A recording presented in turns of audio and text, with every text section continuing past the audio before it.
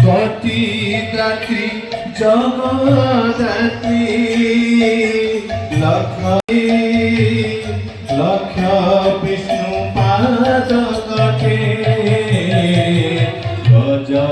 लक्ष्मी महालक्ष्मी गृह लक्ष्मी नमस्ते।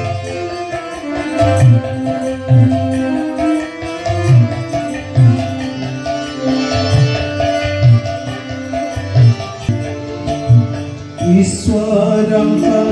ठारे ठारे मना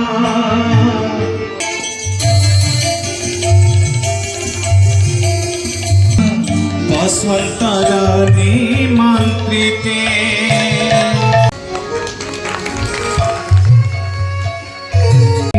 चाली चाली खाकी पड़े देते बेड़े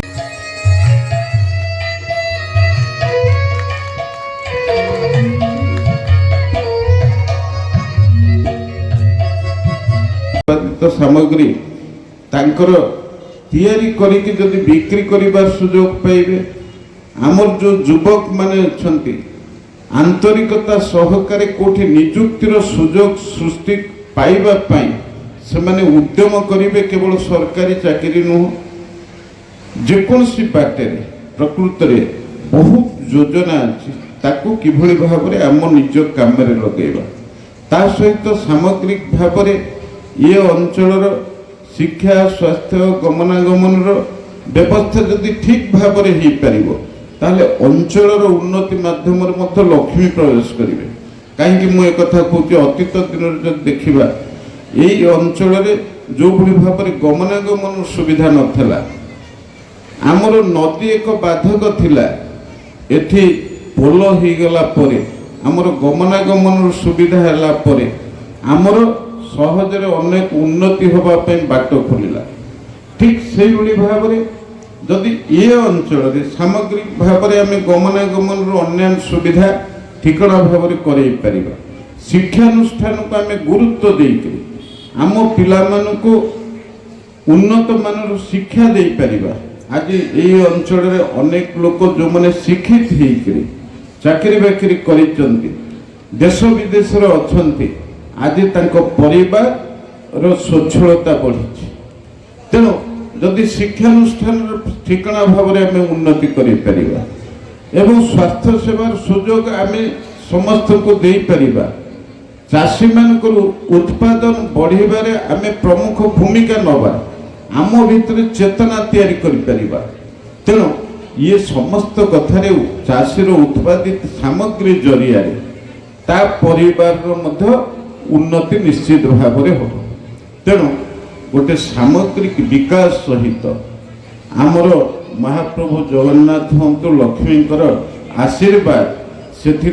निश्चित भाव में रही तेणु आज जो माने समस्त भक्त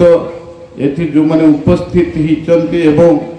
आज 50 वर्ष रे पाद देला बेले सुवर्ण जयंती जो पालन होची गजलक्ष्मी सांस्कृतिक परिषद ये सुवर्ण जयंती उत्सव पालन करुच्ची यही अनुष्ठान उत्तरोत्तर उन्नति हो एवं दीर्घ 11 दिन धरी ये जो पूजा चले ये पूजा सहित ये अंचलवासी जो भली भाव में जोड़ी होकर रहती शिरस्ता ग्रामवासी जोड़ी होकर रहती तेणु आमे यही 11 दिन धरी माँ लक्ष्मी के आराधना कला बेले अंतत आम निज परिवार ये अंचल विकास ये ग्रामर विकास ये समस्त कथा जदि आम चिंता करिबा ताहले आम भितर सामाजिक जीवन रे सद्भावर आवश्यकता अछि आम अर्थनैतिक विकास रे आम समस्त भितर परस्पर भाईचारार आवश्यकता अछि ତେଣୁ ଦଳୀୟ ଚିନ୍ତାଠୁ ঊର୍ଦ୍ଧ୍ୱରେ ରହି ଆମେ ଯଦି ପରସ୍ପର ଭିତରେ ଏକାଠି ହେଇକି ରହିବା ତାହେଲେ ଆମ ଅଞ୍ଚଳର ଗୋଟେ ସାମଗ୍ରିକ ବିକାଶ ହେବ, ଆମ ପରିବାରର ବିକାଶ ହେବ। ଅତୀତ ଦିନରୁ ଯଦି ଦେଖିବା ପ୍ରାଚୀନ ଭାରତବର୍ଷଠୁ ଆଜି ପର୍ଯ୍ୟନ୍ତ ତାହେଲେ ଆମେ ଦେଖିଛେ ଗୋଟିଏ କଥା, ଓଡ଼ିଶା ହେଉଛି ଏକ ଗ୍ରାମ୍ୟ ଜୀବନକୁ ନେଇକରି ଏକ ରାଜ୍ୟ। ଏଠି ଗଜଲକ୍ଷ୍ମୀ ପୂଜା ଢେଙ୍କାନାଳ ହଉ କେନ୍ଦ୍ରାପଡ଼ାରେ ହଉ ଜାକଜମକରେ ପାଳନ ହୁଏ। ସାରା ଭାରତବର୍ଷରେ ଓଡ଼ିଶା ହଉ ଗୋଆ ହଉ କୋଙ୍କଣ ହଉ ये राज्य गुड़ाकरे गजलक्ष्मी पूजा जोर रे आयोजित होता है। आज से अनुसार शिरस्ता गाँव में दीर्घ 50 वर्ष धरी ये गजलक्ष्मी पूजार जो आयोजन हो ये आयोजन रे जो माने मुख्य पृष्ठपोषक भाव में अच्छा एवं ग्रामवासी माने समस्ते जोड़ी ही पूजा को आम पालन करुचे। मु निश्चित भाव में कामना करी ये पूजा एमती प्रति वर्ष एक पारंपरिक भाव में चालू एवं आज जो भली भाव में मत निमंत्रण करा जायछि ये पूजा कमिटी जरिया रे। तेणु ये एक मंच नुहे, एथिरे राजनीति करिबार नहीं, किंतु सामग्रिक भाव में ये अंचल विकास रे सांसद भाव में मोर जो जोगसूत्र रहिबा कथा, मोर जो अवदान रहिबा कथा मु निश्चित भाव में रखी। आपण मानक सहित जोड़ी ही रही समस्त आशीर्वाद कामना करी एवं समस्त को आज यही प्रोग्राम रे आपण माने उपस्थित रही सफल करे समस्त को धन्यवाद एवं कृतज्ञता जनाई मोर वक्तव्य सांग तरफ आम धन्यवाद दौचु सांसद को से बहुमूल्य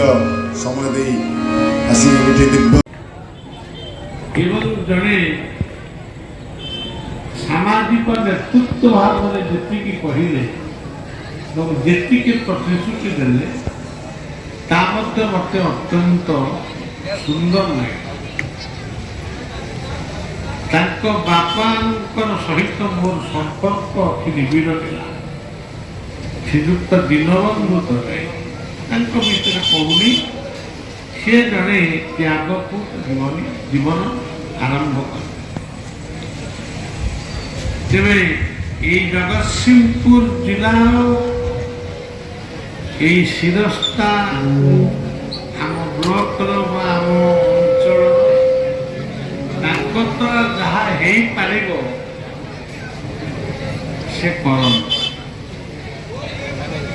कारण ये दुनिया रे तो आम कहीं किसी नहीं जीवा नहीं स्मृतिटा सजीवती रही। आज लोक आमको जिते आमको हरइबे ये जीत हार युवा सब अलग किंतु कर्म आउ कीर्ति ये सब बड़े अमलान हो रही तेरे सज्जन ये